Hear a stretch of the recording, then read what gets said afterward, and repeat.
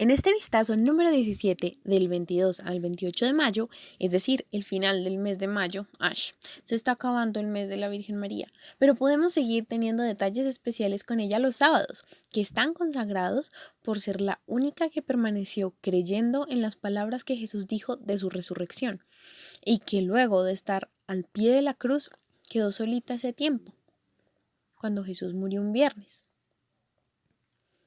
San Luis María Griñón de Montfort, en su Tratado de la verdadera devoción a la Santísima Virgen, dice, abro comillas, habitualmente nuestras acciones quedan manchadas y corrompidas por el mal fondo que hay en nosotros.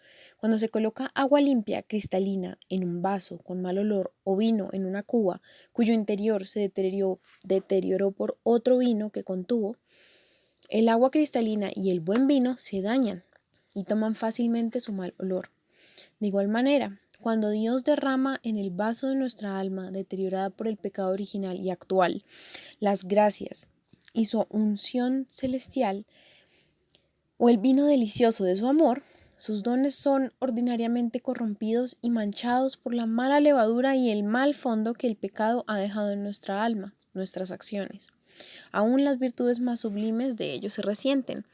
Así que este santo, cierra comillas, así que este santo nos invita a la devoción de María para conseguir con más facilidad la limpieza profunda de nuestra alma, que es obra del Espíritu Santo, pues ella hace que nuestras obras imperfectas sean agradables a nuestro Padre. Hagan de cuenta que ella con sus méritos y virtudes le dan como ese toque precioso que permite que cuando uno le ofrece una manzana al rey, ella tome esa manzana y no se la presente así como un campesinito se la quiere mostrar, sino que la limpia, la pone muy bella sobre un plato dorado. Así lo explican los caballeros y me parece que es la mejor forma de poder explicar qué es lo que hace una reina para presentárselo al rey de una manera que sea igual a él, que sea mucho más hermoso que ese pobre y humilde regalo de campesino que nosotros le podemos dar. Ahora veremos estos santos y en el próximo vistazo especial veremos Pentecostés, que es lo que celebramos este domingo 28, justo en el mes de quien ha sido la mejor en seguir al Espíritu Santo, hasta el punto de tener tal unión con él que la convirtió en Madre de Dios. Empecemos. El 22 celebramos a Santa Rita de Casia, patrona de los imposibles y un ejemplo de doncella inmaculada que aceptó casarse para obedecer a sus padres, a pesar que el marido era terrible. Ella fue esposa ejemplar y madre abnegada, que supo llevar sus sufrimientos, incluso cuando rezó a Dios para que sus hijos se convirtieran o murieran, pero que no cobraran venganza por la muerte de su padre, y con todas sus oraciones evitó así la condenación de sus hijos, que murieron, y como quedó sin su responsabilidad de madre y esposa, ahora sí luchó por ingresar a la orden de monjas agustinas, que había sido su sueño desde siempre. Además, antes de morir su esposo, logró su conversión.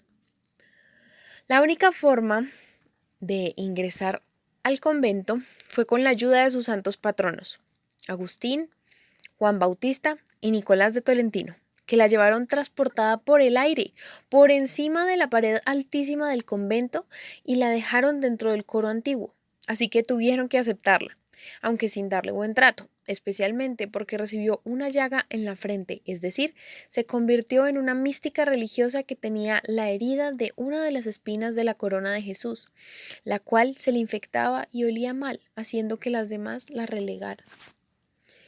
Cuentan que cuando era bebé, mientras dormía en una cesta, abejas blancas se agrupaban sobre su boca depositando en ella la dulce miel sin hacerle daño y sin que la niña llorara para alertar a sus padres. Uno de los campesinos, viendo lo que ocurría, trató de dispersar las abejas con su brazo herido y su brazo se sanó inmediatamente. Y después de 200 años de la muerte de Santa Rita, en el monasterio de Casia donde vivió, empezaron a surgir abejas blancas de las paredes durante Semana Santa de cada año y permanecían hasta la fiesta de Santa Rita, el 22 de mayo, cuando retornaban a la inactividad hasta la Semana Santa del próximo año. El Papa Urbano VIII, sabiendo lo de estas misteriosas abejas, pidió que una de ellas fuera llevada a Roma. Después de un cuidadoso examen, le ató un hilo de seda y la dejó libre. Esta se descubrió más tarde en su nido en el monasterio de Casia, a 138 kilómetros de distancia. Los huecos en la pared donde las abejas tradicionalmente permanecen hasta el siguiente año pueden ser vistos claramente por quienes van a visitar el sitio. La parroquia en su honor se encuentra en la carrera 16A, número 8414 de Bogotá, Colombia. Es preciosa con su forma triangular y en su interior, aquí como podemos ver en estas fotos, tenían a Santa Rita con un recordatorio de ella, así que podemos pedirle muy especialmente y todo lo tenían súper precioso adornado para ella, espectacular. Apenas para esta santa que nos da un ejemplo en las 3 formas de vida para, mejor dicho, en todas, incluida también de viuda para una mujer. El 23 tenemos a San Juan Bautista Rossi. Leyó un libro algo exagerado que recomendaba hacer penitencias muy fuertes y se dedicó a mortificarse en comer, beber, dormir tanto que le sobrevino una depresión nerviosa que lo dejó varios meses sin poder hacer nada. Logró rehacer sus fuerzas, pero de ahí en adelante tuvo siempre que luchar contra su mala salud y aprendió que la mejor mortificación es aceptar los sufrimientos y trabajos de cada día y hacer bien en cada momento lo que tenemos que hacer y tener paciencia con las personas y las molestias de la vida. Hay que aprender esto. Desde que fue seminarista, tuvo una gran predilección por los pobres, los enfermos y los abandonados, por lo que se la pasaba en el albergue que recibía a las personas que no tenían en dónde pasar la noche, fundado por el Sumo Pontífice. Allí enseñaba el catecismo y los preparaba para recibir los sacramentos, al igual que en las plazas de mercado, donde iba temprano cada día llevando consigo varios compañeros más, sobre los cuales él ejercía una gran influencia. Se fue a ayudar a un sacerdote en un templo donde acudían muy pocas personas y desde que comenzó a ir Rossi a confesar allí, el templo se vio frecuentado por centenares y centenares de penitentes que venían a ser absueltos de sus pecados. Cada penitente le traía otras personas para que se confesaran con él y las conversiones que se obraban eran admirables. El sumo pontífice le encomendó el oficio de ir a confesar y a predicar a los presos en las cárceles y a los empleados que dirigían las prisiones. Y allí consiguió muchas conversiones. De todas partes lo invitaban para que fuera a confesar enfermos, presos y gente que deseaba convertirse. El 23 de mayo de 1764 sufrió un ataque al corazón y murió a los 66 años. Su pobreza era tal que el entierro tuvo que costeárselo de limosna. El 24 tenemos la advocación de María Auxiliadora, porque María es el mayor auxilio de los cristianos. ¿Y cómo no celebrarle muy especialmente a ella, tan preciosa? Esta fiesta se remonta a la Revolución Francesa. ¿Sabían? Cuéntenme en los comentarios. Resulta que la gente tenía una visión cristiana completamente errónea. Cuando Napoleón Bonaparte asumió el poder, restableció el catolicismo en Francia, anuló leyes revolucionarias que estaban dañando la moral, que es inalterable porque nunca cambia, así como Dios, que permanece por siempre igual, por eso es perfecto. También Napoleón permitió a los sacerdotes regresar a sus iglesias, imagínense, no podían. Devolvió catedrales, parroquias y seminarios a obispos, pero su ambición desordenada comenzó a hacer que exigiera al Papa Pío VII algunas cosas que el pontífice no podía conceder. Entonces, nuevamente hubo conflictos con la iglesia. El Papa fue hecho prisionero en el castillo de Fontainebleau por el emperador francés y durante los 5 años que estuvo preso, dedicaba especialmente una parte del tiempo de sus oraciones a María Santísima, auxilio de los cristianos para que protegiese a la iglesia perseguida, desgobernada y desamparada. Los ruegos del Papa fueron escuchados y en 1814 Napoleón firma su abdicación. Así que en 1815 el Papa manifiesta su agradecimiento a la Virgen María bajo su advocación de auxilio de los cristianos y como un expreso reconocimiento de la infalible protección de la Madre de Dios, instituyó la fiesta de María Auxiliadora el 24 de mayo para perpetuar el recuerdo de su entrada triunfal a Roma al volver de su cautiverio en Francia.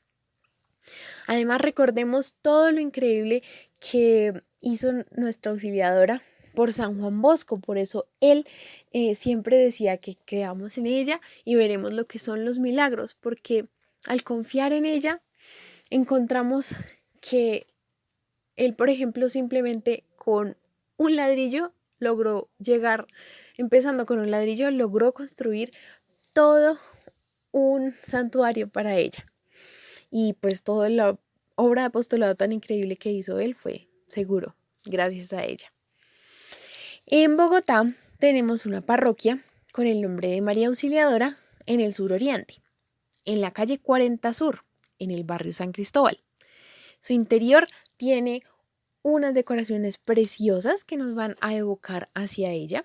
Y también contamos con una parroquia llamada María Auxilio de los Cristianos, que se encuentra en la calle 10 Sur, número 40C 25, con una preciosa figura prismática.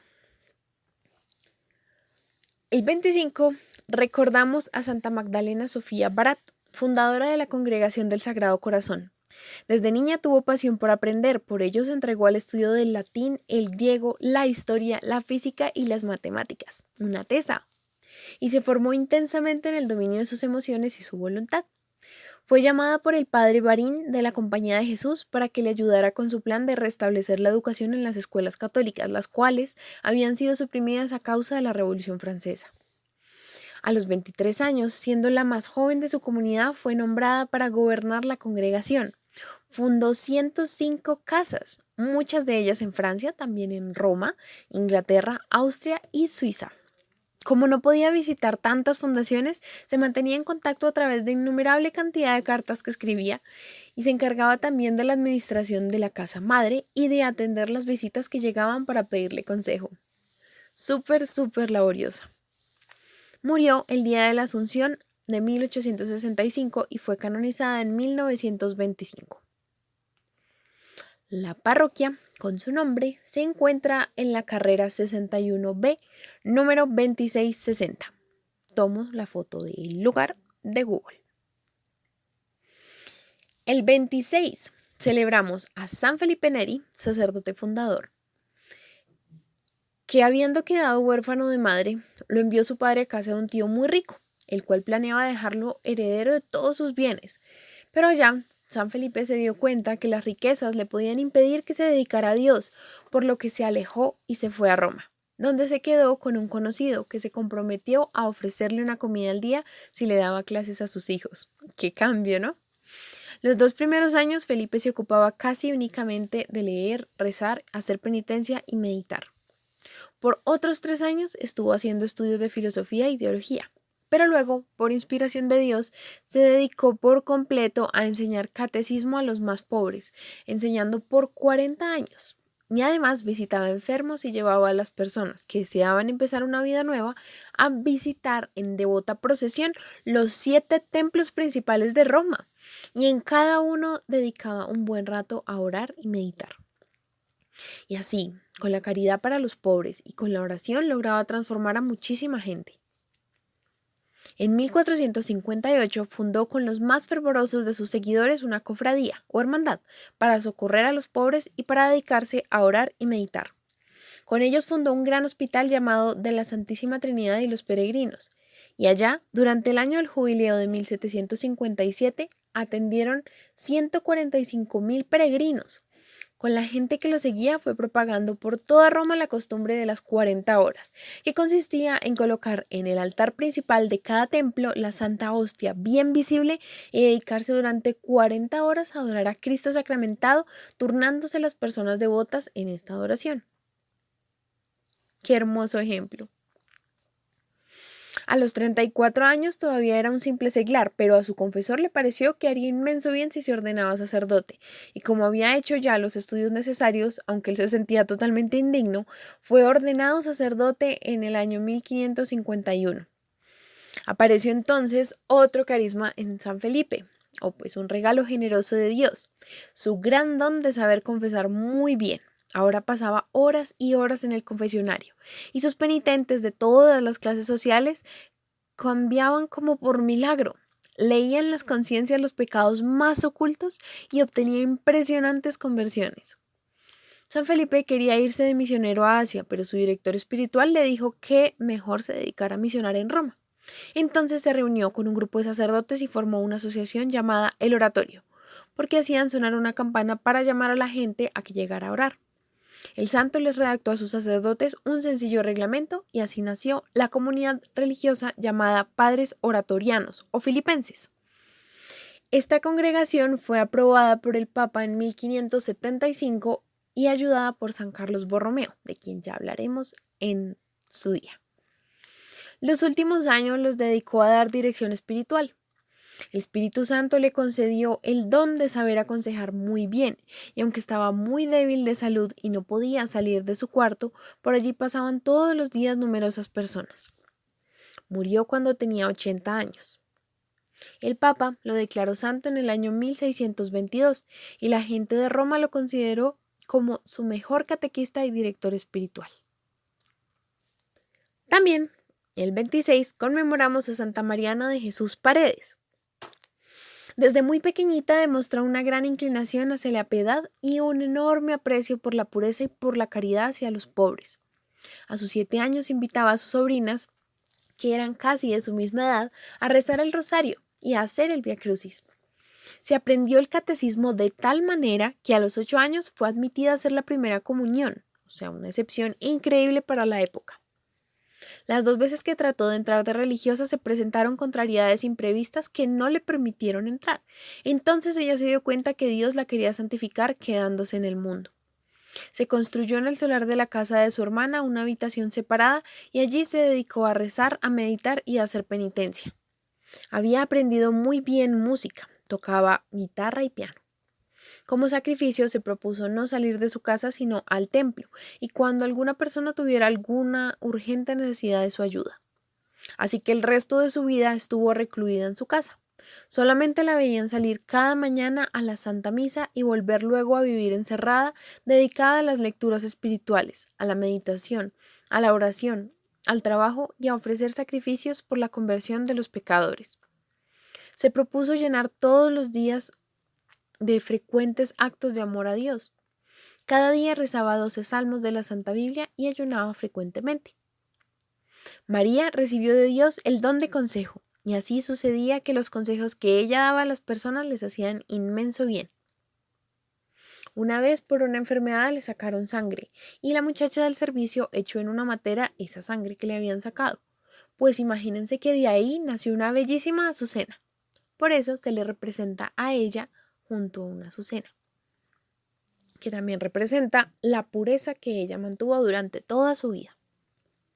Sucedieron en Quito unos terribles terremotos que destruían casas y ocasionaban muchas muertes. Un padre jesuita dijo en un sermón: Dios mío, yo te ofrezco mi vida para que se acaben los terremotos. Pero Mariana exclamó: no, Señor, la vida de este sacerdote es necesaria para salvar muchas almas. En cambio, yo no soy necesaria.